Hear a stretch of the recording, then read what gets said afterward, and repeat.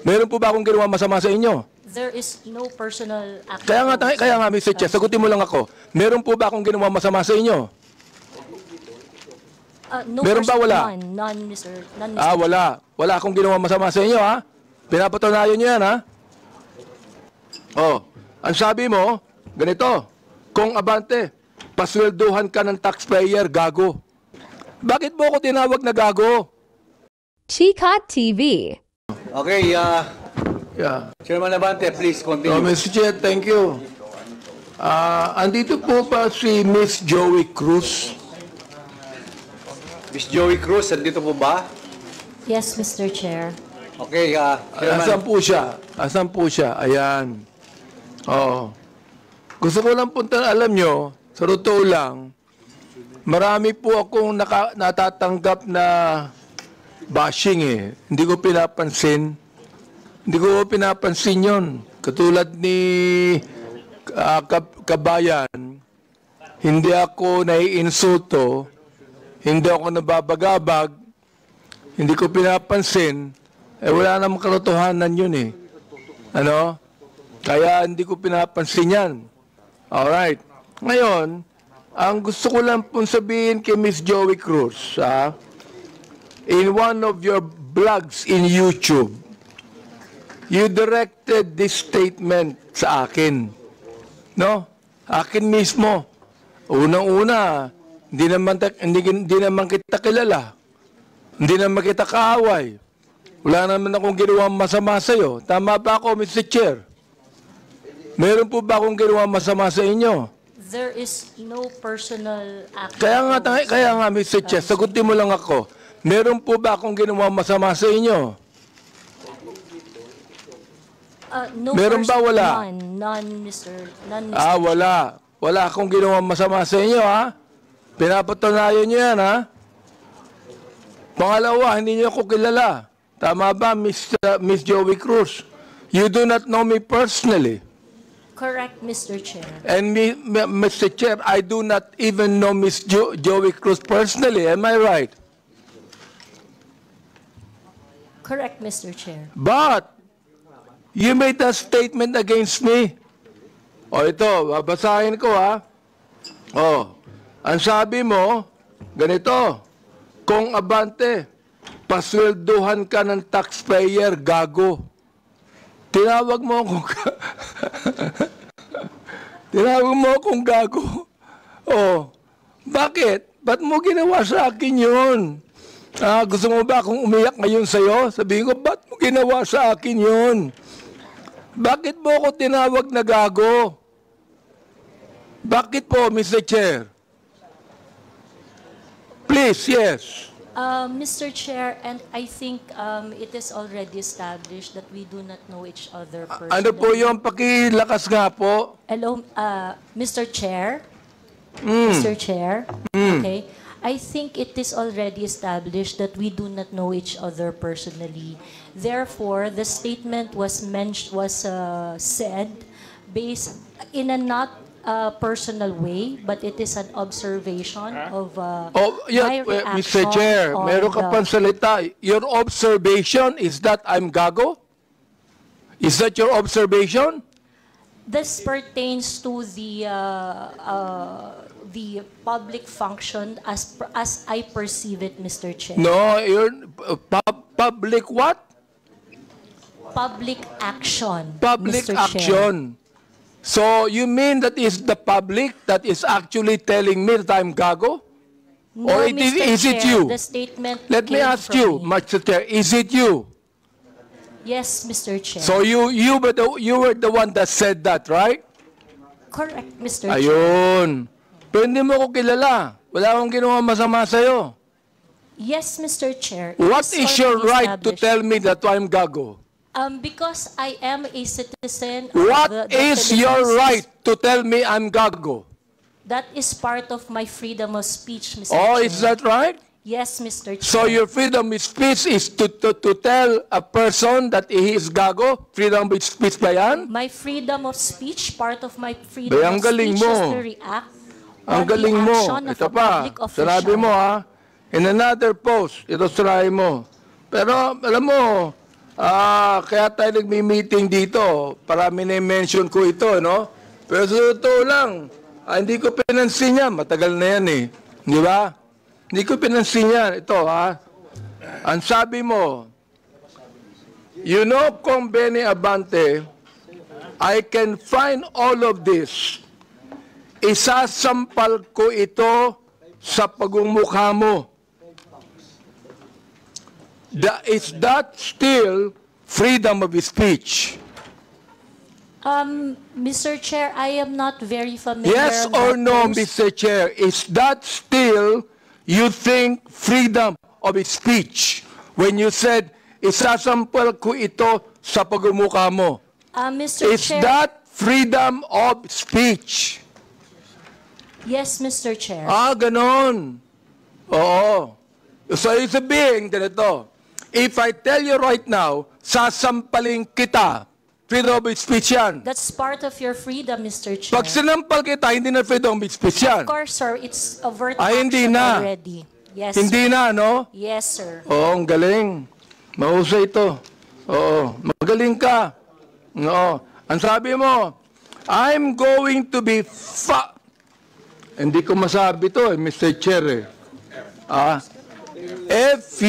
F-U-C-K-E-D, prepared. Binanggit mo yon? Mr. Chair, Bakit naman? Mr. Chair, Ano may ba I nagawa know kong when kasalanan that post sa'yo? was posted? Mr. Chair, Oh. Mr. Chair, so that I can answer intelligently on the question You of... can, Mr. Chair, may I know you can the date answer of the post? intelligently. I But cannot what you answer- said here, is that intelligent? Let me ask you, Mr. Chair. Nung sinabi mo, you know, Kong Benny Abante, I can find all of this, isasampal ko ito sa pagmumukha mo. Is that intelligent? Mr. Chair, I cannot intelligently answer if I do not know when the post was posted. You don't know, Mr. Yes, Chair? Mr. Chair, I think in a day I post maybe 50, Well, you know, 50 posts in a day. I would like to understand, Mr. It means, Chair. Mr. Chair, that you can post something today and you forget that tomorrow. Am I right? That is correct, Mr. Chair. That's very likely. So, pakiklaro nga, Mr. Chair. Ano yung isasampal mo sa pagmumukha ko? That is why, Mr. Chair, for me to intelligently answer your question, I need to know when it was posted. Well, we are going to get the date when this was said. Thank you, so Mr. you would Chair. be able to know. Thank you. Kaya pinapakonfirm ko lang yung statement na yan eh. Oh, this ibig sabihin, do you believe, ito hindi ko na sabihin ang freedom of speech. Do you believe that this falls under protected speech? I'm so sorry, Mr. Chair. May you please repeat Do you the question? believe that this falls under protected speech?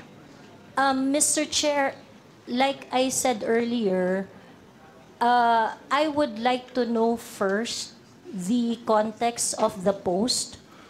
But rest assured, Mr. Chair, that when I post in my platform, I make sure that it is a reaction on the news or public action. As a political observer, I always As practice. Miss Cruz, is this a political statement? You were saying a political observer. Is this a political statement? Do you believe that using profanities, insults, and malicious accusations online represent fair and respectful, intelligent discourse? Except as part of your statement, Mr. Chair, the malicious imputation you said, I accept that. The rest that you said, yes, it is part of the healthy public discourse. It is part of what, Mr. Chair? Healthy public discourse. Therefore, pag binanggit natin using profanities, insults, and malicious accusations, that is, anong tawag mo doon? Part health- of the healthy discourse, Mr. Chair. Healthy discourse. Healthy discourse ba yun? Yung Yes, profanities, Mr. Chair. Yes, Mr. Chair. insults, and malicious statements, healthy discourse sa'yo yun. Yes, Mr. And that's Chair. the reason why, Mr. Chair, that we should now actually craft a legislation to put a stop to Ms. Joey Cruz, who seemed to be intelligent, and a woman using profanities, malicious insults, saying it is healthy. Yes, Mr. Chair, I stand by my statement. Everything you said, except the malicious imputation, which I do not do, is part of a healthy public discourse. It is part of my freedom of speech.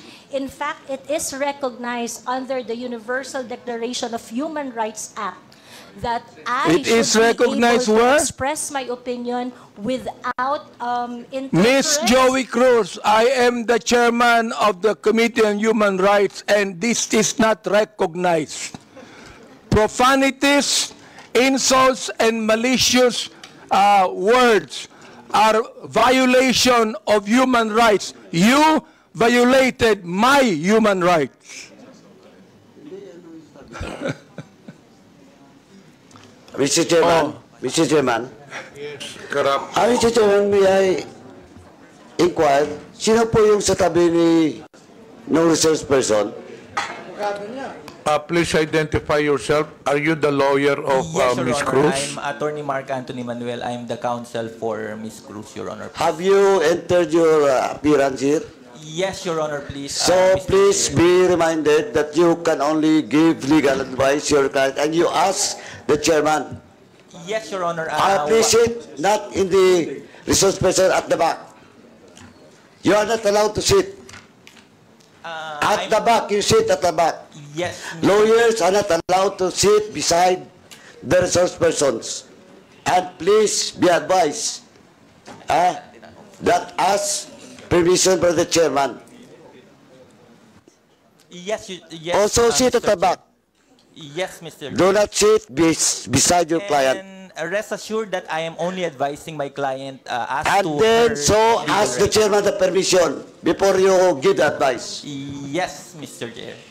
Thanks for watching.